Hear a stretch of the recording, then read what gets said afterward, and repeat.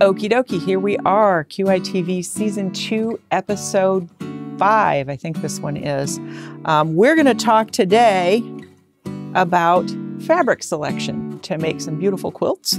And then we're going to talk a little bit about the differences in embroidery thread, how to choose your embroidery thread. And then we're going to finish up with a June Taylor Quilt As You Go t-shirt quilt. You guys won't believe how slick that is. So let's get right started into fabric selection for your quilts. There's a lot of folks that really struggle with fabric selection, and I'm going to show you that it's easy. It's very, very easy. So what we have here is a selection of fabrics from a Moda fabric line by the name of Lulu. So this is not the whole line, but we did choose some variations in scale and directional and color prints. So let's talk about that real briefly. So if you were to look at this fabric, you would see that it's a very small scale print. This is what we would call a low volume print. Think Liberty of London, think a lot of Laura Heine, think Jen Kingwell, a lot of low volume, so smaller prints all mixed in together. Here you have kind of a background blender. So it's a pretty simple print. It just has the one color in it, and it's really to augment some of the other prints that you have in there. Here is the focal print from this fabric line. So you can see that the scale of it is much larger. So your bird is probably what, 4.5, 5 inches across. Some of the flowers are pretty good size. Here's another bird in the flowers. That'd have to be about a 5-inch piece to get all of that. So this is the large scale. Then you've got a medium scale. So when you cut into this, you're going to get all the colors, pretty much every cut. And then you've got another smaller scale. So you can see the difference, I hope, in the large, medium, and small. And you can see that visually, you get a very different impact from those three prints. And then also in this line is a directional print. So what does all this mean? Why do you care? Well, when you're making a quilt, you want to make sure that you have some place for your eye to rest. So if you were to do an entire quilt in, say, these types of prints, I'll take this one out because that's almost a background. But if you were doing an entire quilt in these types of prints, with all of this very vivid color, it would be probably pretty to me because I like the bright prints and the low volume kind of stuff.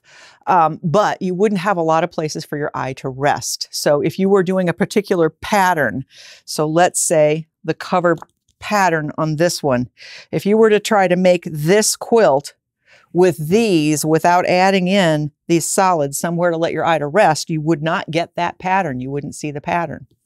So a lot of your fabric selection has to do with what you want to do with it. What's your end use?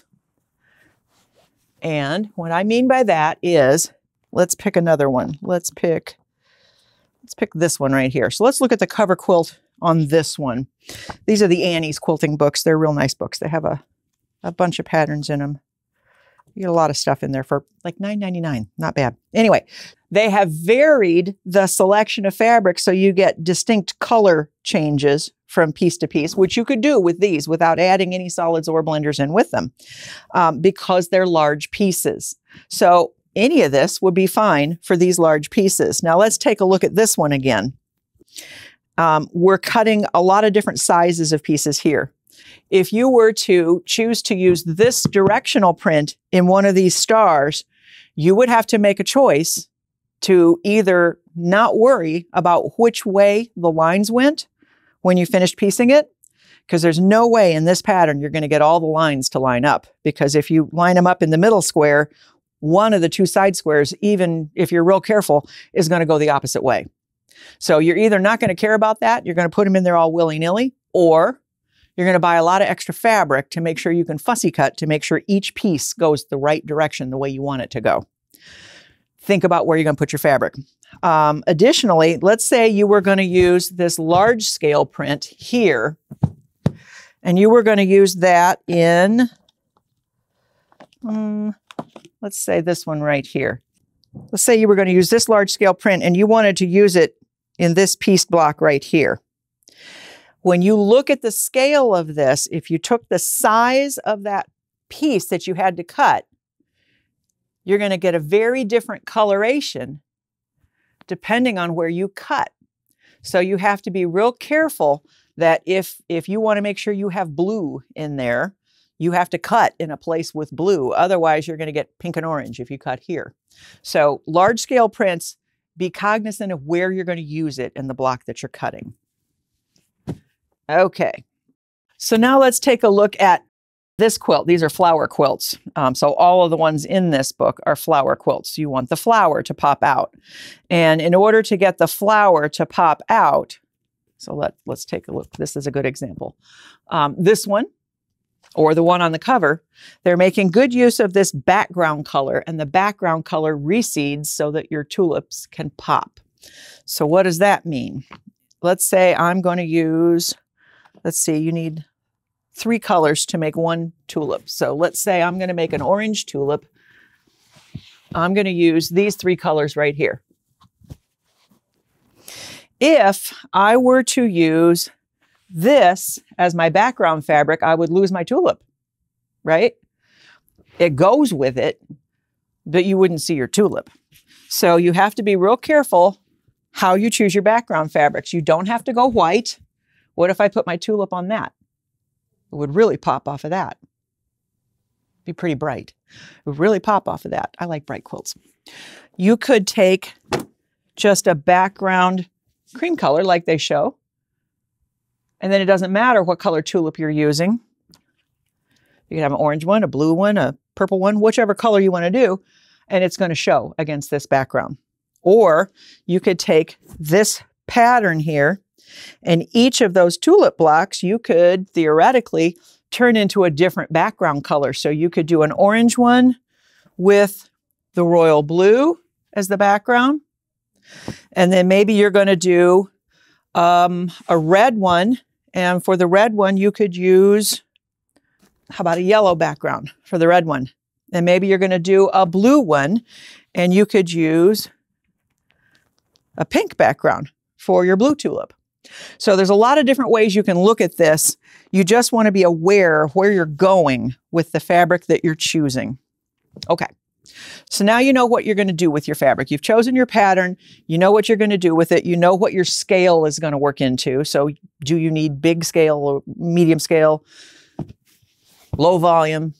The prettiest quilts in my mind, and I know everybody has their own opinion, that's a cool thing, makes the world go round, but the prettiest quilts in my mind have a nice blend of volume. So they have focal prints, which I like to use in the borders, so you can really see that pretty print.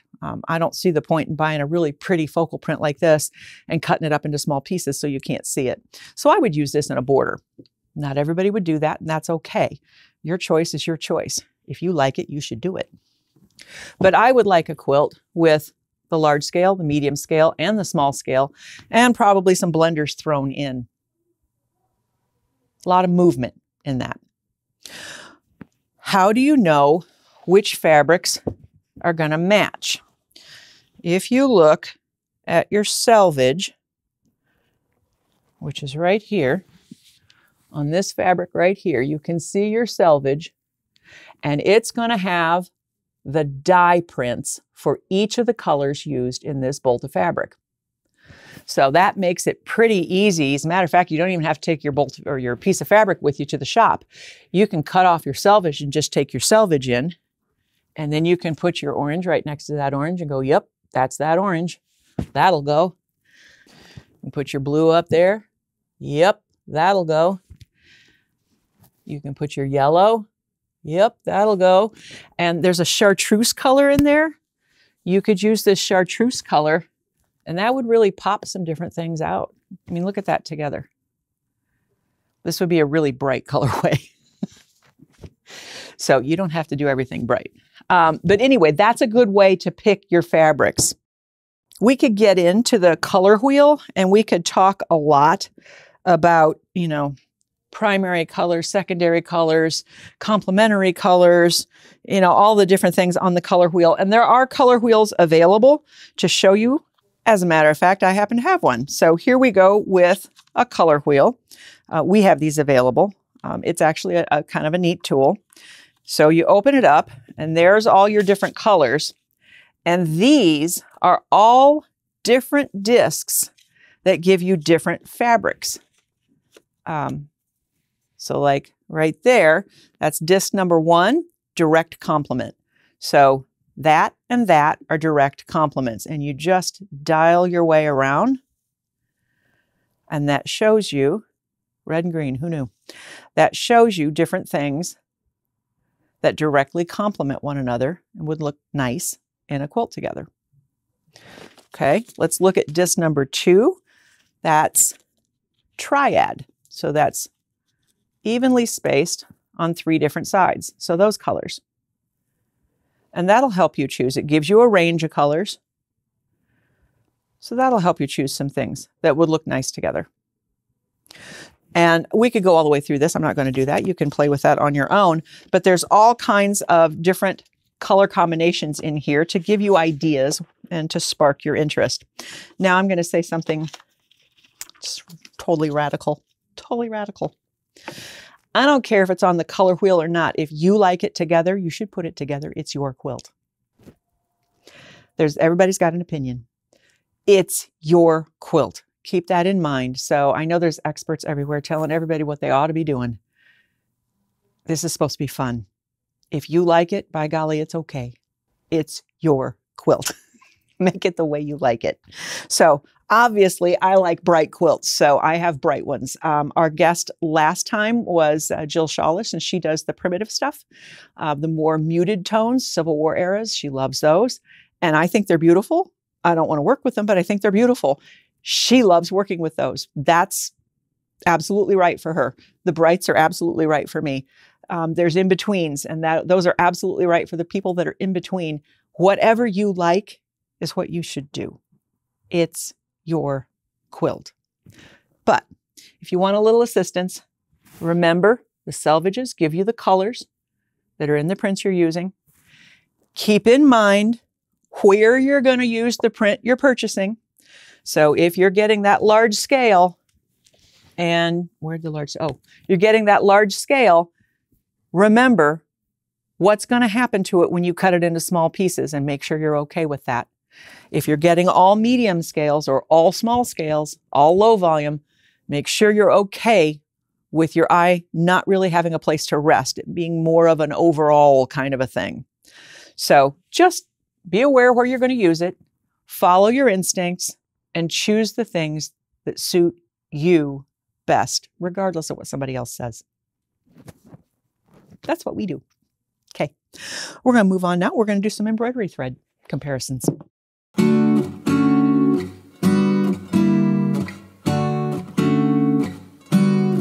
Okay, we're going to talk a little bit about embroidery threads. This is typically our good, better, best segment, and I'm not going to do that today. I'm going to talk about different for different uses. So a couple main types of embroidery thread on the market are rayon threads and polyester threads. And they're marketed as embroidery thread. Now, that doesn't mean you can't use cotton threads for embroidery. You absolutely can. So a lot of Aurifil artisans are using Aurifil in all different weights for embroidery, and it makes a vastly different design depending on what weight thread you use. So try that sometime. But in the meantime, we're going to talk about the differences in rayon embroidery threads and polyester embroidery threads. So let's talk about, this is Sulky in here, and this one is... who is this? Robeson Anton is this one. And these are rayon threads. Both of them are 40 weight, which, I mean, that's kind of standard for embroidery thread, unless you're getting into the Aurifil different weight cotton like I was talking about. Pretty standard to have a 40 weight. So natural embroidery threads are not going to be quite as strong as polyester embroidery threads. It's just the nature of the beast. So polyester is spun The natural threads are woven from shorter strands, so they're not going to be quite as strong. So if you're using a rayon embroidery thread, you're going to want to make sure that you turn the speed down on your machine so that you're not having broken threads all the time. The other big difference between rayon and polyester embroidery threads is that the rayon or natural blend embroidery threads are typically not color fast. So you have to keep in mind what you're using it for. If it's going to get wet, if you're going to do a lot of washing, if it's on something white, you're going to have to watch out for bleed with a natural fiber embroidery thread, such as a rayon or a cotton. Polyesters are color fast for the most part. Isocord and Eversewn are both color fast. The other thing you want to keep in mind is longevity. So I have had these sulky threads. I think somebody was going out of business and I just bought every color I could get. I have 2 cases of these and I've had them for almost 20 years, which means as they are natural fibers, they may or may not be stable. They may not have some rot inside the spools. I have kept them out of sunlight and in a case, so I might be okay, but I might not. So one of these, if I were going to use these, one of the things that I would do is, I hadn't even ever used that color. Let's take it off of the spool and just do some tests on it and see if I'm finding any place where I have weakness in the thread. If you find someplace anywhere in that case with weakness in the thread, then you've got thread rot and it all needs to go. So I shall have to make a decision on these one of these days. The same with the Robinson Anton. It's going to last a finite period of time, less than the polyester threads will. So if you're going to make a baby onesie, you're probably going to want to stick with polyester threads because it's going to be washed a lot. And you want to make sure that it doesn't bleed all over and make a mess on the front of the baby onesie. Same with a tea towel. It's going to get wet. So a bath towel, anything that's going to get wet or it's going to be washed frequently, you probably want to choose to use a polyester thread as opposed to a rayon thread. Anything decorative that's not going to be washed a lot, like maybe you're making a toss pillow for the sofa, or maybe you're making wall art, you're doing some kind of embroidered thing that you're going to frame, the rayon would be fine for that. Keep in mind that with some of today's machines, you're going to have to turn the speed down on your machine or you're going to get thread breakage because they go fast. So Berninas go pretty doggone fast when they're embroidering, which is why we prefer to use the polyester 40 weight threads that are color fast and high tensile strength. So it takes quite a bit to break these. So you're not going to have frequent thread breaks when you're using Isocord, which we also keep in storage boxes. That just helps sun fade. It helps moisture from getting in there. It helps all kinds of different stuff. And I'm going to share something with you. This is my box of my Isocord. I would never, ever, ever buy this box again because it is such a pain to get to the thread in the bottom. Every time I pick that up, one of them usually falls, like this one's about to fall off. And you can't see your colors and I would not do this again. I would do the other version, which is this one. So like that, you would see all of your colors in one level. So that being said, Isocord is great thread. We actually have an Isocord club on our online store where you can get a curated color collection of Isocord spools to build your collection at a reduced price. You sign up for it as a subscription. So that's an option for you. The other thing that we have is this relatively new on the market. This is Eversewn, and it is also a 40 weight polyester color fast thread. Eversewn at this point is not sold in thread racks, so you just pick up, this spool, that spool, and the other spool. But they do have these nice collections. So this box is all of these 60 spools. It's double deep, so you can see there's another set of spools under there. 60 spools, and it's $199. So that's a pretty good value if you don't have any embroidery thread and you're trying to get into it and have some selection for your designs. The Isocord thread set is pretty good, and it's in a box of sorts of its own. Lori has been using this, and she just says it's great thread. She likes the sheen to it. It does have a slightly higher sheen than the Isocord does. I enjoy the Isocord. I really enjoy the strength of it. And I like the little thing at the bottom where you can catch your threads. So if you pop that out, I can get my thread start. And then when I'm done, I can put that back in there, pop that in, and then I don't have thread tails all over the place. So anyway, that's my preference. And then the sulky, if you're going to do something decorative, has a much higher sheen than either one of these. So if you want something shiny, shiny, you can use the Rayon Threads, and just keep in mind, it's not color fast for the most part. You will have some bleeding, and it doesn't have as long a shelf life as the polyester does. So keep in mind what you're doing, what kind of project you're working on is going to determine what type of thread you want to use. So get your thread collections, get your embroidery modules out, and start stitching. It's fun stuff. And now we're going to make a t-shirt quilt.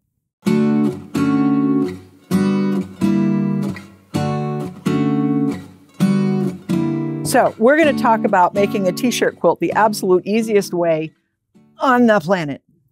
Been collecting t-shirts for a long time from concerts that I've been to, and I knew I was going to make a t-shirt quilt, but I didn't want to because they're a pain, because you have different weights of fabric, and you got sweatshirts, and you got t-shirts, and you got poly, and you got vinyl press-ons, and you got embroidered ones, and oh, yeah, what a mess. Not with this. So this is the June Taylor Reversible T-shirt quilt kit. What you get in this, and you got to forget everything you ever knew about t-shirt quilts to do this.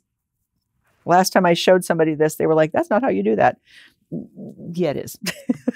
Follow the directions. So you got to forget what you knew about t-shirt quilts. What you get in this kit is you get a template to make 11.5, 12.5, 13.5, or 14.5 inch blocks. I chose 14.5 because I had some large designs on some t-shirts. You get the batting for each of your blocks. You get the stabilizer for each of your t-shirts. You get the sashing that's already made, and I'm going to show you how this works in just a sec. And you get the binding, and it's already made. All you got to do is top stitch it down. It's actually way cool.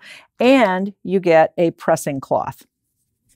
So I am not going to torture you guys and show me cutting a t-shirt. Let's suffice it to say I have cut a t-shirt. Here we go. This one's already stabilized. No stretch. Because we put this stabilizer on the back of it and took the pressing cloth, got the pressing cloth damp, put it on there, and follow the directions, few seconds per location, to fuse that down. I have 2 t-shirts, so you might have noticed it said it was a reversible t-shirt quilt, and it is. I have 2 t-shirts, one on the back, one on the front. Some of them I was able to put the concert dates on the back, if they had concert dates. Some of them I just double backed it. So I have my sandwich made. Now we need to quilt it. So I'm going to go over here. We're going to quilt each block as we go. So I'm going to go over here to the machine, and we're going to quilt this using the stitch regulator on my Bernina. Okay, so here we are. I'm set up. I have my feed dogs down. I have my stitch regulator on. For those of you who aren't familiar, the stitch regulator is a Bernina patented accessory that comes with the compatible machines that allows you to free motion quilt without having to worry about your stitch length. It watches your fabric and does all that for you. So I am just going to meander a little bit around. And it's really just to hold my layers down. I don't need to stabilize any piecing or anything.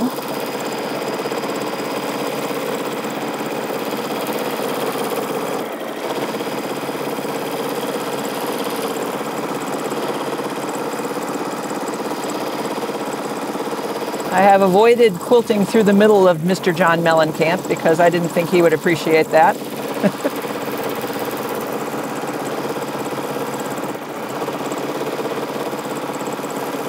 And again, I am just meandering. I don't need to be real close on this. I could follow outlines if I chose to. And on some of the t-shirts I did. This particular one, I don't think I'm going to. I'm just meandering to stabilize and to make sure that my set of t-shirts are connected.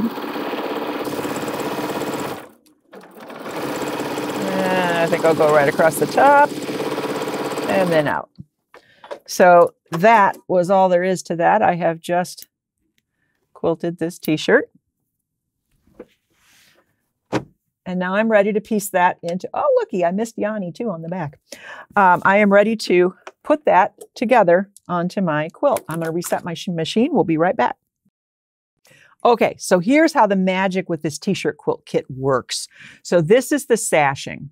If you hold the sashing, you will find that it is slightly narrower on one side than the other. So the side that I have facing me is just slightly wider than the side that's facing you guys. So it's a double folded piece with a seam down the middle. I'm going to take the slightly narrower side. I'm going to put it on the top. I'm sliding my t-shirt into it. And I'm going to fold that down. I'm making sure that everything is lined up where it's supposed to be. And now I'm going to come right here. And on my 1/4 inch foot, I have measurements to a 1/4 inch on the left of my needle. So I am lining up the outside edge of this sashing to the 1/4 inch mark to the left of my needle. And now I'm going to stitch this on. And I'm stitching all layers all at once.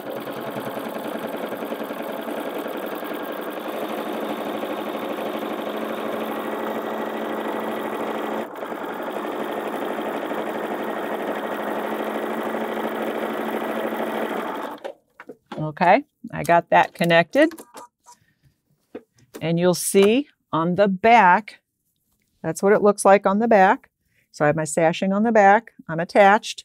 I have my sashing on the front, I'm attached. And now I've already put the rest of my row together. So all I have to do at this point is slide the other side of my row into the other side of the sashing, the exact same way. And this time I'm going to the right of the needle.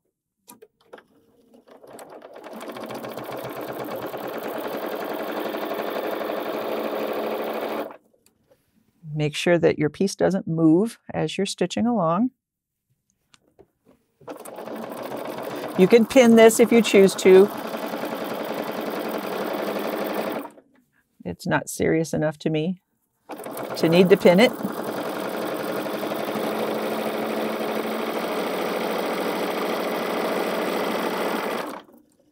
Okay. And I have now completed my row. Both sides.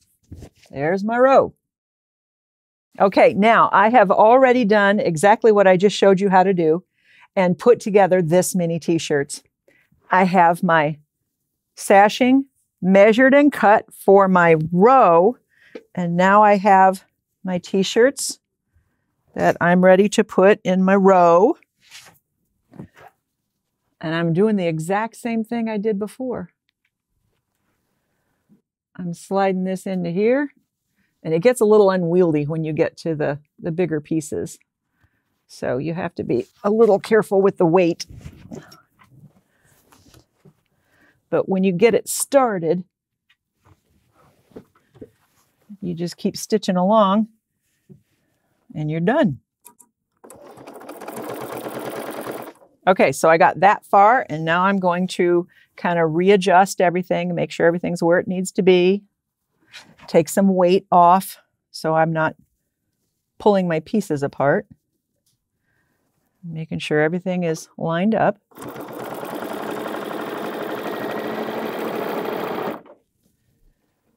And adjust again. So this is a fairly long seam. I added a t-shirt to this. So the kit itself accommodates 3 wide by 4 long. And 3 wide by 4 long was not going to be big enough for me, width-wise. So I got another kit, and I'm doing 4 by 4. just so I have a better usable size for me. You could do, you know, for a youngin', the 3x4 would be plenty. If you got a college kid, you're probably going to want to make it a little bigger. If you want it for a bed, you're going to use at least 2 kits.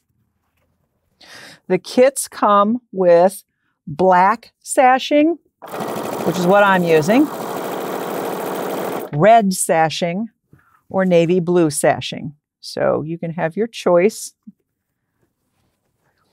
A lot of high schools have colors that would work with those color schemes. So this would be good for our college quilt. One of the things I'm doing as I sew this across is I'm making sure that my cross seams are lining up as well. And that's just a little adjustment here and there if you need to.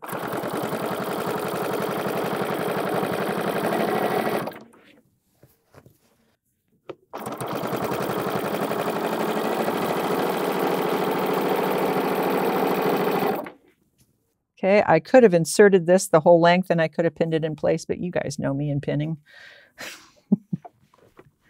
It's not my thing.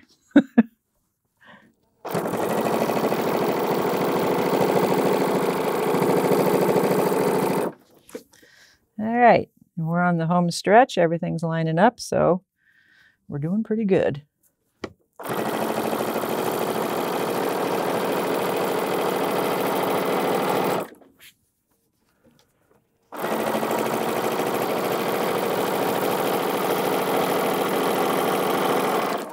Okay, that was it.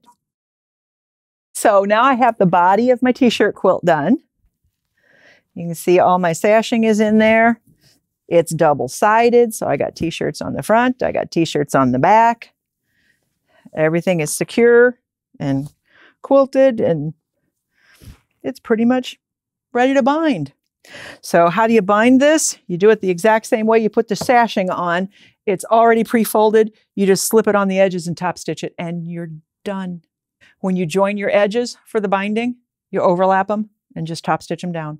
This is about as easy as you're going to get to make a t-shirt quilt with. The longest thing that you're going to do, or the most time-consuming thing that you're going to do, is the cutting and pressing of the t-shirts.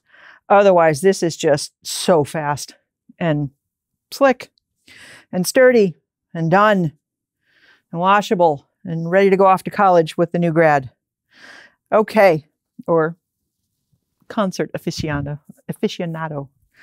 whichever. That is it, you guys. That's all there is to making a t-shirt quilt on your domestic sewing machine. The kits, I believe they're like $90 for the kits with all of that stuff included in them. It's actually a pretty good deal when you think about purchasing all the stabilizer, purchasing the batting, and then paying somebody to quilt it, plus all your fabric for your sashing and binding. So it's a pretty good deal. And it's easy, easy, easy. Can't get any easier than this. So thanks for joining us today. Appreciate you tuning in, and I hope you learned a little bit of something today about fabric selection or embroidery threads or how to make a t-shirt quilt the absolute fastest, easiest way. We will see you next time when we start our Taos sew along. It's going to be fun. We'll see you then.